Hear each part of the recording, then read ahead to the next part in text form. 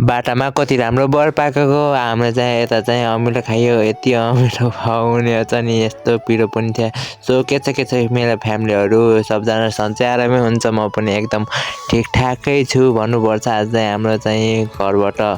6 दिनपछि हामी चाहिँ अब गुल्मीबाट अर्घाखाँचीतिर जाँदैछौँ हामी चाहिँ यता दाइ हुनुहुन्छ मजाले भोलिहाले चाहिँ भारी बोकेर हिँड्न म भने पछाडि आफू मस्त अगाडि चाहिँ बाबा मम्मी ठुल्बा हिँडिरहनु भएको छ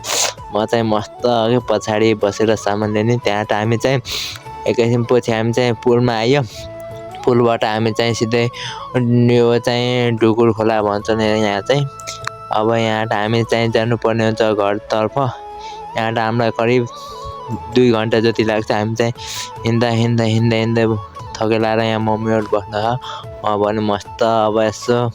भिडियो बनाइदिइरहेको छु त्यहाँ हाम्रो चाहिँ मस्त बाटा आएर चाहिँ हाम्रो क्यारे अमिलो खाने कार्यक्रम हुन्छ यस्तो बब्बाल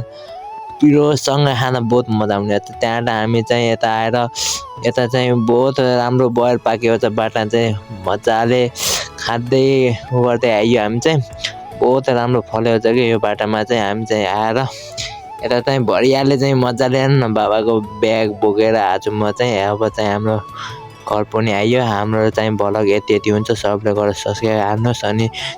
युट्युब च्यानलमा गएर चेकआउट हानिदिनु होला यो भिडियोलाई आजको लागि यति हामी चाहिँ अर्को भ्लगमा भेट्ने बाई।